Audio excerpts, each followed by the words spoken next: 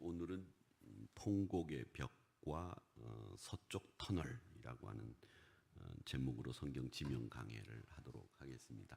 이 통곡의 벽과 서쪽 터널은 사실은 연결되어 있는 하나의 지명인데 두 개처럼 보입니다만은 하나라고 생각을 하시면 되겠습니다.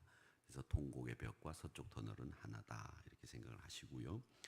예루살렘에 있는 통곡의 벽은 이렇게 생겼습니다. 한번 보시죠. 지금 저 가운데 이렇게 담이 있죠? 네, 담이 있죠? 그래요, 안 그래요? 있죠?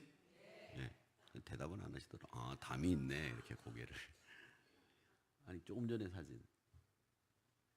예, 담이 이렇게 있는데 오른쪽이 여기가 여자분들이 기도하는 곳이에요.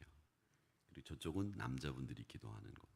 그러니까 이스라엘 사람들은 남자와 여자가 머무는 곳이 성소에서부터 정확하게 구별이 되어 있습니다.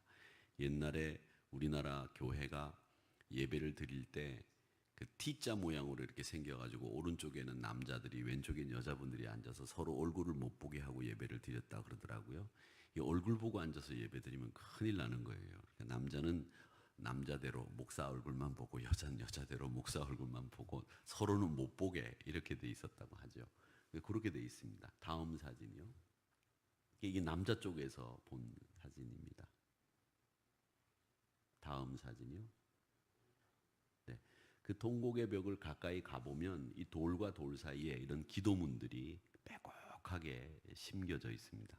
그래서 모든 사람들이 이 통곡의 벽에 가서 이 기도문을 써서 이 돌 사이에다가 이렇게 끼워 넣는 것이 유대인들의 전통입니다. 그래서 기독교인들도 여기 성지순례를 가면 저기다가 기도 제목을 써가지고 저 벽에다가 꼽아놓고 오곤 합니다. 꼽아놓으신 분들 계시죠? 안 계세요? 그러면 한번 여러분 기도문을 다 적으신 다음에 한번 누가 대표로 가서 꼽아놓고 오는 건 어떨까요? 그런 생각도 해봅니다. 이 통곡은 히브리 말로 에벨이라고 합니다. 에벨인데 그 애통하는 거, 애곡하는 거는 또 펜도스라는 말도 있습니다. 근데 예루살렘에 있는 이 통곡의 벽을 여러분 이렇게 보셨는데 이 기도문이 있는 이 통곡의 벽은 여인의 구역과 남자의 구역으로 돼 있는데 아까 그 남자와 여자를 이렇게 구별해 두었다고 말씀을 드렸는데 여자분들은 그러니까 남자의 몸값의 4분의 1에 해당되는 거를 여러분들이 아시는지 모르겠습니다. 참 조심스럽습니다만은 남자가 만약에 우리로 따지자면 보험금을 사망보험금을 1,000만 원 받으면 이 여자는 250만 원밖에 못 받습니다. 그러니까 모든 것이 여자분들은 남자의 4분의 1에 해당됩니다. 이게 좀 불합리하죠? 요즘 같으면 말이 안 되는데 그렇게 돼 있습니다. 그것이 이제 그 이스라엘 사람들의 전통인데 그래서 이스라엘 사람들이 통곡의 벽에 와서 기도하는 것도 여자들 구역이 따로 있는데 젊은 여자들도 이렇게 와서 통곡하는 모습이 있습니다. 한번 보여주시죠. 요렇게 하고 지금 벽에다 대고 기도하는 겁니다. 젊은 친구인데 근데 지금 통곡의 벽은 다음 사진 좀 보여주시죠. 지금 통곡의 벽은 사실은 이렇게 위에 있는 거고 진짜 통곡의 벽은 그 통곡의 벽 밑에 서쪽 터널 안에 지하 13m 밑에 통곡의 벽이 있어요. 그게 지금 이겁니다. 이게 원래 서쪽 벽의 원형이다 이렇게 생각을 하시면 됩니다. 통곡의 벽은 서쪽 벽이다 이렇게 생각을 하시면 되는데 그 서쪽 벽이 있는 지하 13m의 터널 그걸 서쪽 터널이다 이렇게 부릅니다. 그러니까 서쪽 터널 안에 원래 오리지널 통곡의 벽이 있다 이렇게 보시면 되겠습니다. 자, 그러면 이 유대인들의 성지이기도 한 이 통곡의 벽은 왜 생겼느냐라고 하는 것을 우리가 알아야 되는데 느헤미야서를 우리가 로마서를 강의하기 전에 제가 강의를 했었는데 그 느헤미야서는 느헤미야와 스룹바벨 이 사람을 중심으로 해서 에스라 학사 이 사람들이 바벨론 포로로 끌려갔다가 이 바벨론이 멸망당하고 페르시아가 이 세계 강국으로 등장하면서 이스라엘 사람들이 예루살렘으로 귀환을 하죠. 그 귀환을 하면서 성전을 재건한 기록을 남겨둔 책, 그게 느헤미야서입니다. 그러니까 느헤미야서는 성전 재건에 관련된 이야기가 모여 있는 책, 이렇게 보시면 되는데, 그 성전 재건이 이루어진 그 성전, 재건에 의해서 만들어진 성전을 제2성전이라고 부릅니다. 제2성전. 아시겠죠? 한번 따라해 보세요. 제2성전. 네, 제2성전이에요. 그러니까 제1성전은 어떤 성전이에요, 그러면? 솔로몬 성전이죠. 솔로몬 성전이 제1성전이고 제2성전은 바벨론 포로로 끌려갔다가 돌아온 이스라엘 사람들이 수룹바벨, 느헤미야, 에스라 학사의 지도하에 재건한 성전이 제2성전, 이렇게 보시면 됩니다. 자, 이 제2성전이 있고 난 뒤에 헤롯이 왕이 됩니다. 헤롯은, 성경에 나온 헤롯은 몇 명 있다고 말씀드렸느냐 하면 몇 명이요? 3명. 제 몸에 답이 늘 있죠. 3명이 있습니다.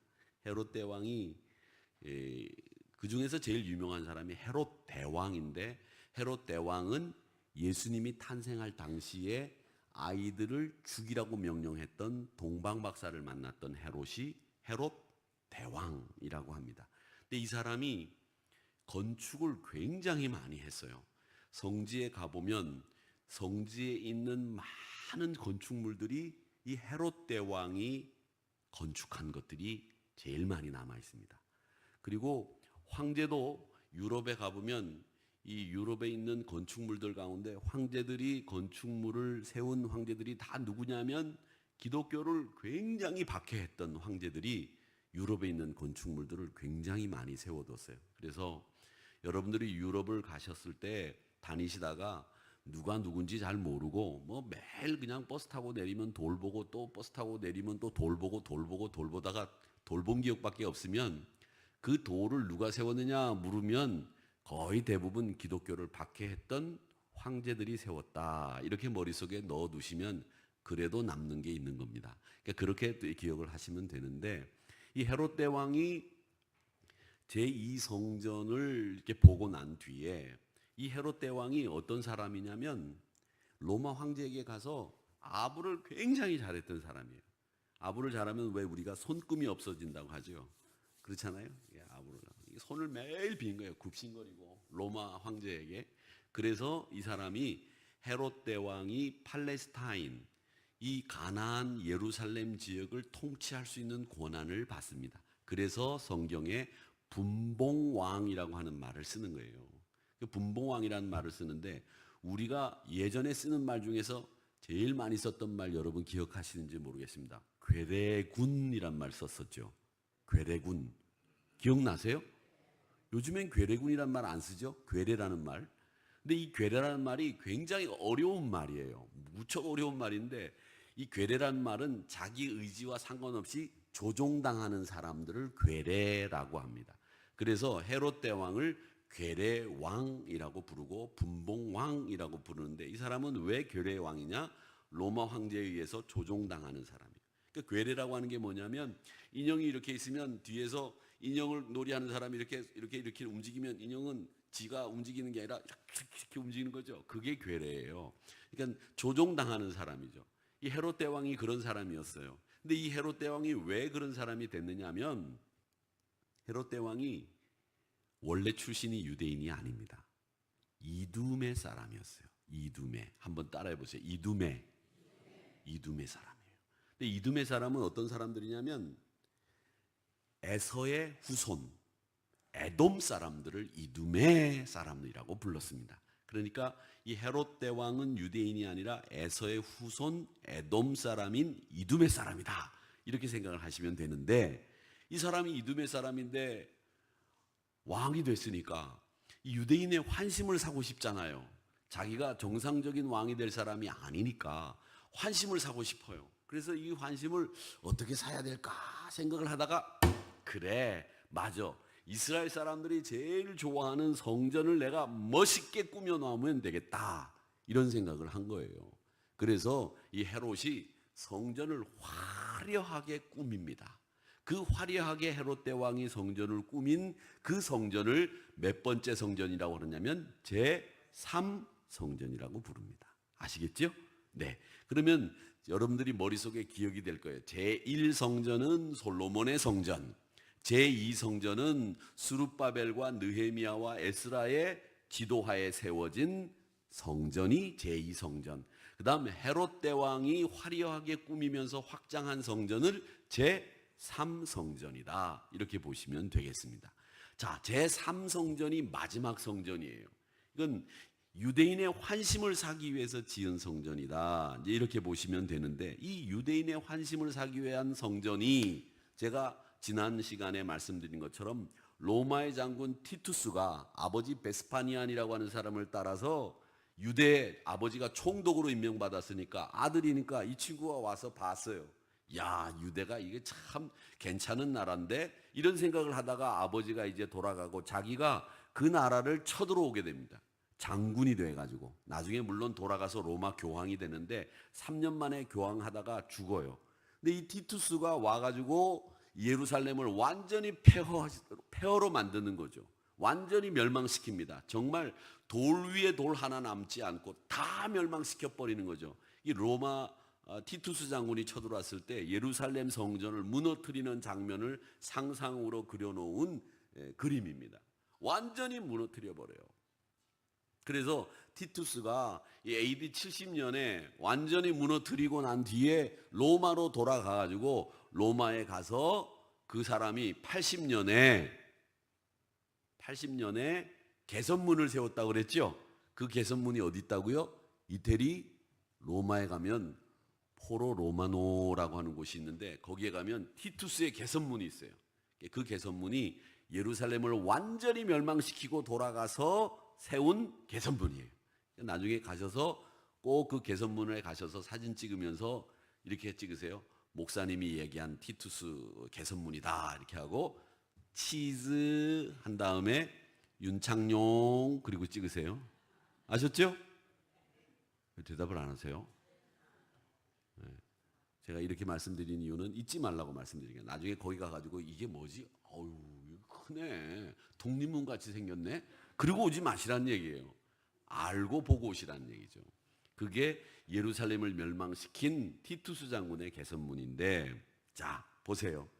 그 티투스가 이 조금 전에 사진을 보시면 이 제3성전을 완전히 무너뜨리는데, 그 중에 성전이 다 무너졌는데 한쪽만 남았어요.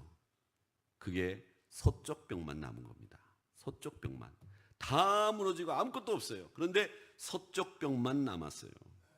이렇게 무너지고 난 뒤에 이스라엘 사람들은 터전을 잃고 세계로 흩어지게 되고, 서쪽 벽만 남은 그 벽에 가서 통곡을 하고 기도했던 까닭에 이 서쪽 벽을 통곡의 벽이라고 부르는 거예요. 아시겠습니까? 그러니까 제3성전이 완전히 티투스에 의해서 파괴되고 서쪽 벽만 남았는데, 그 서쪽 벽에 가서 이스라엘 사람들이 통곡했다 해서 통곡의 벽이다 이렇게 부르는 겁니다. 그러니까 이 서쪽 벽은 뭐냐? 나라가 망하고 민족이 흩어지고 유일하게 남은 자신의 자존심과 같은 곳이 어디냐면 이 통곡의 벽, 서쪽 벽이래요. 그래서 이 예루살렘이 완전히 멸망하고 난 뒤에 이제 자신들의 자존심이 다 무너지고 아무것도 없는 상황에서 거기 가서 울려고 통곡하려고 남아서 그쪽으로 가는 거죠. 예루살렘 옛날 거리는 굉장히 화려했다고 그래요. 어떻게 생겼느냐면 그 예루살렘 거리를 굉장히 화려하죠.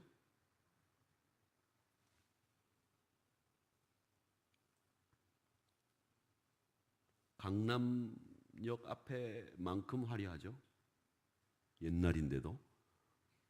자, 그 다음에 무너진 예루살렘 사진 한번 이렇게 돼버렸습니다. 그러니까 이 기둥들은 지금 남아 있는 거죠. 위에서 이렇게 내려다 본 건데. 시간이 지났으니까요. 이 양쪽에 이렇게 기둥들이 있으면서 여기가 중심지였다고 이렇게 보시면 되겠습니다. 자, 그러면 이 서쪽 벽을 뜻하는, 우리가 서쪽 벽을 통해서 얻는 교훈들이 있을 거 아니겠습니까? 그 교훈들을 우리가 한번 생각해 보자는 겁니다. 아마 이 서쪽 벽을 통해서 얻는 교훈이 여러 가지가 있겠지만 저는 두 가지만 생각하고 정리를 하려고 하는데, 기원전 587년에 이제 느부갓네살에 의해서 바벨론이 쳐들어와 가지고 이스라엘이 멸망을 해버리는데, 그 후에 유대인들은 바벨론 포로로 끌려갔다가 70년 만에 돌아오게 되고, 이제 헤롯 대왕에 의해서 성전이 확장됐다고 말씀을 드렸는데, 자, 예수님이 이 헤롯 대왕이 화려하게 확장해 놓은 성전을 향해서 뭐라고 말씀하시는지 그 말씀이 나와요. 그 요한복음 2장 19절 20절인데, 예수님이 헤롯 대왕이 확장시켜 놓은 화려한 성전을 보시고 하시는 말씀이에요. 그리고 이 말씀이 그러면 훨씬 더 의미 있게 다가오겠죠. 뭐라고 말씀하셨느냐 하면 한번 우리가 같이 읽어보겠습니다. 시작.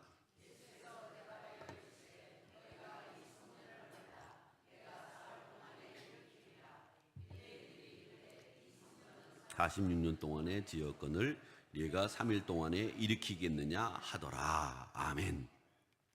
그러니까 이 성전은 여러분 그냥 성전이 아니라 솔로몬 성전도 아니고 스룹바벨의 성전도 아니고 헤롯 대왕이 확장하고 화려하게 만든 성전인데, 그게 그러면 이 말씀을 보면 몇 년 동안 확장하고 화려하게 만들었느냐면 46년 동안 헤롯 대왕이 제위하면서 이 성전을 화려하고 더 확장시켜서 지었다는 거예요. 그걸 예수님이 헐어라, 3일 만에 내가 짓겠다 이렇게 말씀하셨는데, 사실은 이 3일 만에 짓겠다고 하는 성전은 당신의 몸을 가리키는 말이다 라고 하는 해석이 그 이후에 달려 있습니다. 그러니까 이 말씀은 이 화려한 성전이 하나도 남지 않을 거다라고 하는 예언을 하기 전에 성전에 대해서 예수님이 뭔가를 말씀하시려고 하신 거죠. 뭘 말씀하시려고 했느냐? 성전이 화려하고 크다고 해서 그게 좋은 게 아니라 성전 안에 내 마음을 두고 성전을 사랑하고 하나님을 경외하는 마음으로 살아야 그게 성전의 진짜 의미라는 거예요. 성전이 크면 뭐하냐? 성전이 화려하면 뭐하냐는 거예요. 사실 그렇지 않습니까? 여러분, 우리가 언제 이렇게 에어컨 밑에서 예배를 드렸습니까? 선풍기 틀어놓고 예배 드렸고, 겨울에는 갈탄 넣어가지고 예배 드리고 말이죠. 추운데도 막 방석 깔고 앉아가지고 막 벌벌 떨면서 예배 드리고 말이죠. 얼마나 그렇게 많이 우리가 예배를 어렵게 힘들게 건사하고 예배 드렸습니까? 제가 어릴 때 저희 교회가 교회 건축을 하게 됐는데, 교회 건축을 하는데 건축을 하는 동안에 위에 예배당을 헐어내고 이제 산을 깎아가지고서 예배당을 짓는데, 거기다가 군용 텐트를 2개 세웠어요. 까만 거 있잖아요. 그걸 세워놓고 예배를 드리는데 그 군용 텐트 안에 교인들이 다 못 들어가가지고 바깥에서 떼약볕에서 신문지로 얼굴 가리고, 그리고 찬송을 땀을 뻘뻘 흘리면서 예배를 드렸어요. 요즘 같으면 군용 텐트 져놓고 거기서 예배 드린다 그러면 아마 3분의 2는 안 올 거예요. 오늘 여기 예배 오신 분들만 겨우 오실까? 여기 있는 분들은 뭘 하든지 오실 분들이고, 네, 아멘입니다. 근데 제 선배 목사님이 교회를 짓는데, 교회를 짓는 동안에 건물을 렌트해가지고서 한 달에 2,300만 원인가 건물 렌트비를 내고 건물을 렌트해가지고 예배를 드리는데도 교인들이 거기가 원래 드리던 예배 장소에서 멀다고 안 온대요. 그리고 예배당이 완공되면 다시 나오겠다, 그런 말을 하더라는 거예요.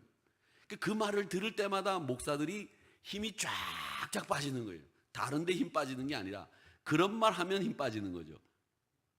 요즘 교인들이 그렇게 됐다는 거죠. 여러분, 오늘 예수님이 3일 만에 성전을 짓겠다라고 하는 말은 뭐냐면, 여러분, 우리가 이 교회를 사랑하고 이 교회를 향해서 갖는 어떤 마음과 자세가 있어야 되는지를 예수님은 우리에게 분명하게 메시지로 주시는 거예요. 화려함과 편리함과 자랑거리가 되는 교회가 아니라 정말 하나님의 임재가, 정말 하나님의 주권이, 정말 하나님이 다스리는 교회가 되게 하기 위해서 우리 모두가 도구가 되고 우리 모두가 하나님의 수종자가 되는 그런 교회를 하나님이 원하시는 거예요. 그런 교회를 제가 늘 말씀드리지 않습니까? 목사도 교회 주인이 아니에요. 목사가 무슨 교회 주인이에요? 장로님도 권사님도 교회 주인은 예수님이 돼야 되고 우리가 다 예수님 편이 돼야 된다는 거죠. 그러면 예수님 편이 되기 위해서 내가 뭐를 해야 되느냐? 그걸 생각하면서 신앙생활하는 것이 우리 신앙의 바른 생활 아니겠느냐 하는 거죠. 내 의견을, 내 주장을 관철시키려고, 그건 세상에 나가서 정당 정치를 해야 되죠. 예수님 믿으면 안 되는 거예요. 그러니까 오늘 예수님이 이 말씀을 하시는 것은 그것을 우리에게 분명하게 말씀하시는 거예요. 그런데 오늘 누가복음 21장 말씀에 보면 돌 위에 돌 하나 남지 않고 다 파괴된다고 말씀을 했는데, 당시 이 예루살렘 성전이 무너질 때에 예루살렘이 거의 피바다였답니다.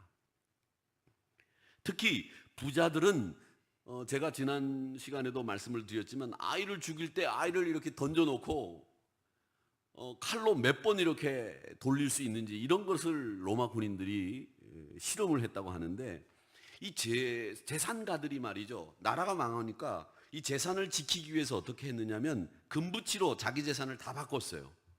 그래가지고 그 금부치를 녹여가지고 먹을 수 있는 크기로 다 바꿨습니다.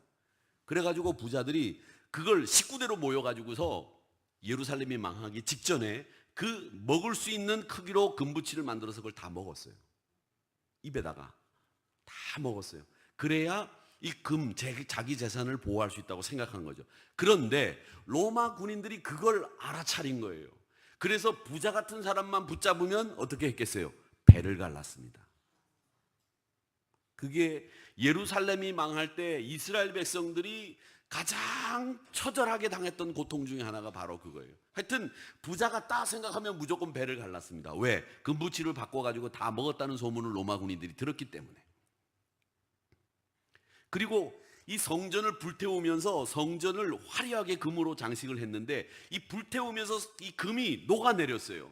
근데 예수님이 말씀하실 때 예언의 말씀 중에 돌 위에 돌 하나 남지 않고 무너지리라고 하는 말씀이 그대로 적용되는 게, 적중하게 예언 말씀이 적중되는 게, 이 금부치가 녹아내리면서 돌 위에 내리니까 이 로마 군인들이 금부치를 캐내기 위해서 돌을 다 무너뜨린 거예요. 그 사이사이에 녹아내린 금을 끄집어내느라고 돌 위에 돌 하나 남지 않고 다 부숴버리는 거죠. 예수님의 말씀이 하나도 틀림없이 이루어졌다는 겁니다. 그 금을 캐가기 위해서 로마 군인들이 성전의 벽들의 돌들을 돌 위에 돌 하나 남기지 않고 다 파헤쳐 버렸다는 겁니다. 이렇게 해서 성전이 완벽하게 예수님이 예언하신 지 8년 만에 돌 위에 돌 하나 남지 않고 다 무너지게 된다라고 하는 겁니다. 계명대학교 김기엽 교수라는 분이 있는데, 그분이 망국의 역사 조선을 읽다라는 책을 쓰셨습니다. 이 조선의 망한 그 이유를 정치 원리가 쇠퇴하면서 나타난 권력의 사유화다, 그렇게 이야기를 하는데, 이런 얘기가 그 책 가운데 나옵니다. 고종 황제가 군부 대신 국방부 장관 조희연이라는 사람이 있는데 마음에 들지 않아요. 그래서 이 사람을 이제 그만두게 해야 되겠다 생각을 하고 신하들과 함께 회의를 하다가 고종이, 야, 저 군부 대신 조희연을 이제 그만두게 하고 새로운 사람을 뽑아라, 이렇게 얘기했더니 대신들이 들고 일어나서 반대를 하는 겁니다. 그러니까 고종 황제가 화가 나는 거죠. 그래서 화를 참지 못하고, 대신 하나도 내가 물리치지 못한다고 하면 어떻게 임금 노릇을 할 수 있겠느냐, 이렇게 소리치면서 국세를 신하들 앞에서 집어던졌대요. 짐은 임금이 아니니까 경들이 이것을 가져다가 나라를 다스리든지 말든지 알아서 하라고 던졌습니다. 근데 그 고종 황제 앞에 앉아있던 그 신하들이 다 벌벌 떨고 있는데, 재정경제부 장관격에 해당되는 탁지부 대신이 어윤중이라는 사람이 있었는데, 이 어윤중이라는 사람이 탁 나서서 입 바른 소리를 했답니다. 뭐라고 했느냐? 성인들이, 옛날 어른들이 말하기를 임금은 신하를 예로 부리고 신하는 임금을 충으로 섬긴다고 했습니다. 그런데 폐하가 신들에게 이렇게 노하시고 대노하시니 장차 신들이 어떻게 폐하를 충으로 섬길 수 있겠습니까? 그러면서 노여움을 푸시고 굽어 살피시사 공의를 피는 정치를 해주시기 바랍니다. 이런 입바른 소리를 했다는 이야기가 전해져 내려옵니다. 근데 그런 이야기 뒤에 보면 어윤중 같은 입바른 소리를 하는 사람도 있었지만, 당시에 그렇게 바른 말을 할 줄 아는 사람, 그것도 별로 다 좋은 소리는 아닌데 그렇게 입바른 소리를 할 수 있는 사람 어윤중 말고는 아무도 없었다는 거예요. 정도를 걷는 사람이 없어서 결국 나라가 망했다는 얘기예요. 고종 황제도 진상품을 얼마나 냈느냐를 가지고 대신들을 평가하고 위기의 순간에도 수시로 대신들을, 관리들을 갈아치우는 바람에 이 관리들과 대신들이 부와 권력을 쌓기 위해서 막 몰두하다 보니까 나라가 결국 그렇게 됐다고 평가하는 사람들도 있습니다. 그게 결국 나라는 경술국치를 당해가지고 나라를 뺏기고 말지 않습니까? 이스라엘도 그거예요. 지난 뼈아픈 과거들이 수없이 많이 있는데 그걸 잊어버리고, 그걸 하나님 앞에서 내가 어떻게 살아야 되는지를 잊어버리고 그냥 살다가 나라도 망하고 성전도 망하고 부자들은 배가 갈 이유는 이런 처참한 역사를 경험하게 됐다는 거예요. 그래서 지금 이스라엘 백성들이 서쪽벽 통곡의 벽에 가서 기도하는 이유는 그 당시에 그 뼈아픈 과거를 내가 잊지 않겠다고 하는 이스라엘 백성들의 결단이 거길 찾아가는 사람들에게 꼭 있는 거예요. 그러니까 여러분, 우리 믿음의 사람들은 항상 생각하셔야 될 것이 있습니다. 그게 뭐냐? 과거의 뼈아픈 과거는 잊지 말아야 된다는 거예요. 그걸 교훈 삼아서 지금 다시는 그런 실수를 하지 않겠다고 하는 자기 반성이 있어야 우리가 성장하고 앞으로 나가는 거죠. 그게 우리 교회도 나라도 있어야 된다는 교훈이 바로 이 서쪽 벽, 통곡의 벽이 우리에게 주는 교훈 하나입니다. 이 애국가를 작곡한 분이 안익태 선생님이라고 알려져 있지 않습니까? 안익태. 그리고 작사는 윤치호 선생님이 작사를 했다고 알려져 있는데, 사실은 우리 목사들은 윤치호 선생이 애국가 그 가사를 작사했다고 말하지 않습니다.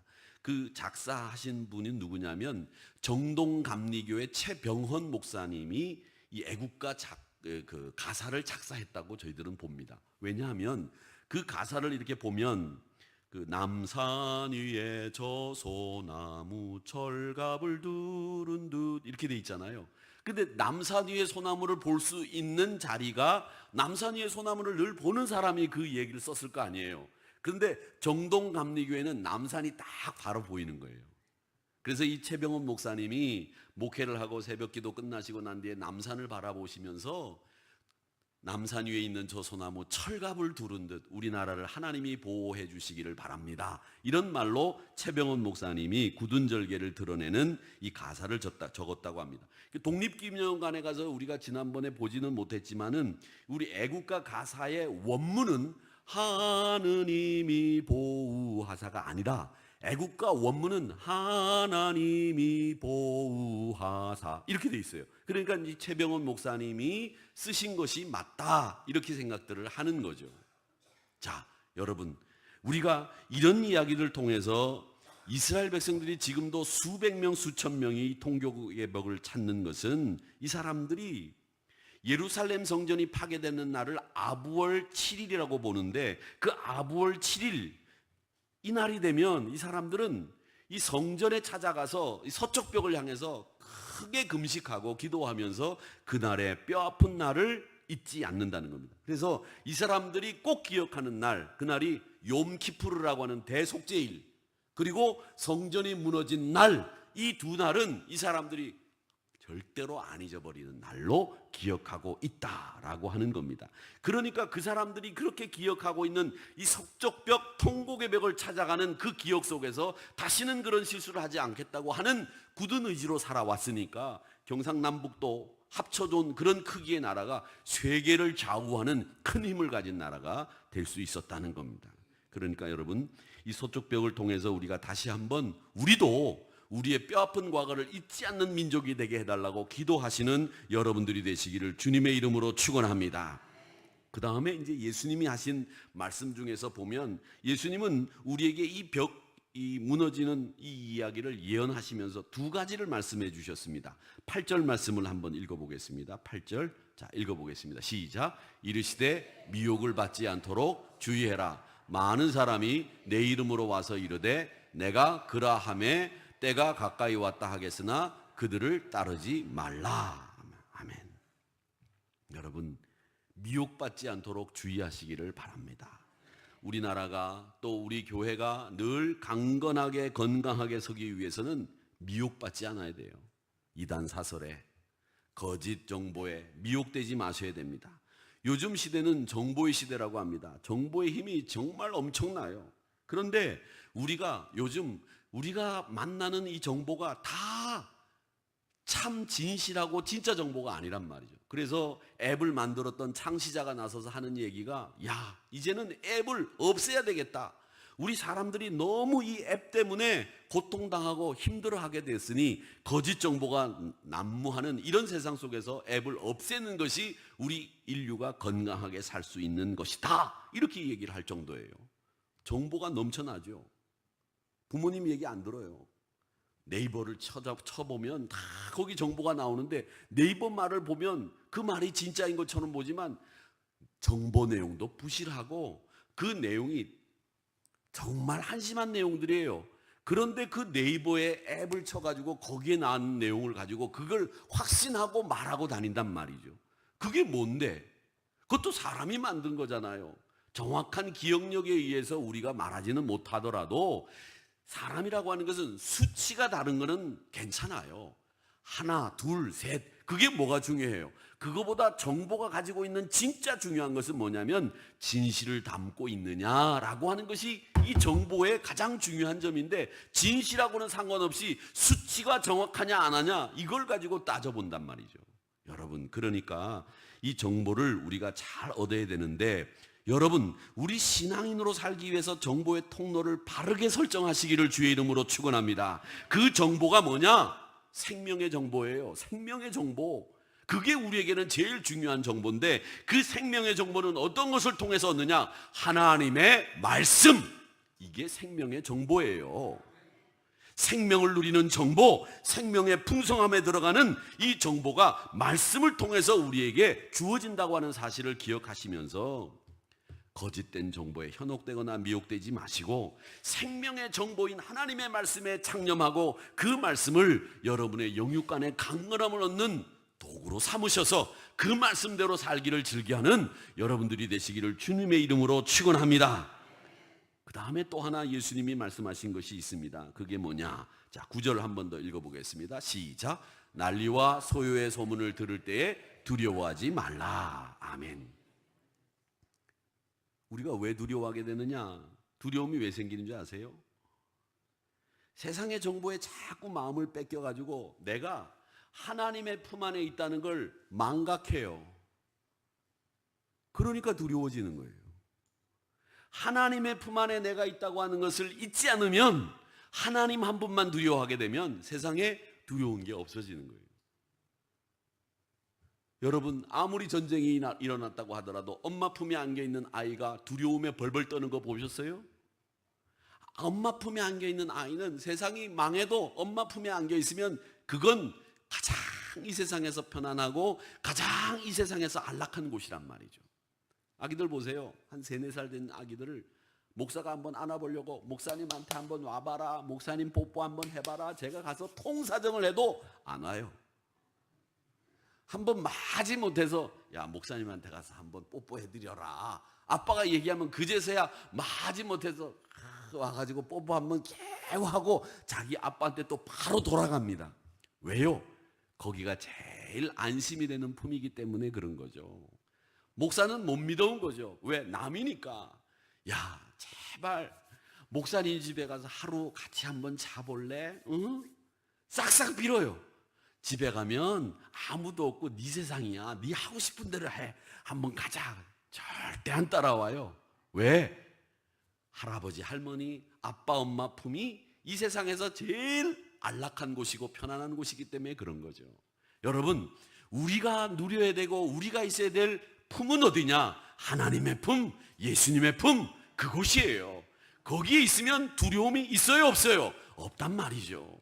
그러니까 난리야 난리 소문, 소요의 소문 들을 때 두려워하지 말아라, 이 말씀을 하시는 것은 뭐냐면, 여러분, 하나님 품에, 예수님 품에 안겨서 사셔야 됩니다. 통곡의 벽을 보면서 야, 이스라엘이 저렇게 망했네, 야, 통곡의 벽 언젠가는 한번 가봐야지, 이런 생각도 하셔야 되겠지만, 우리가 있어야 될 품은 하나님의 품이구나 라고 하는 것을 통곡의 벽을 볼 때마다 생각하시기를 주님의 이름으로 축원합니다.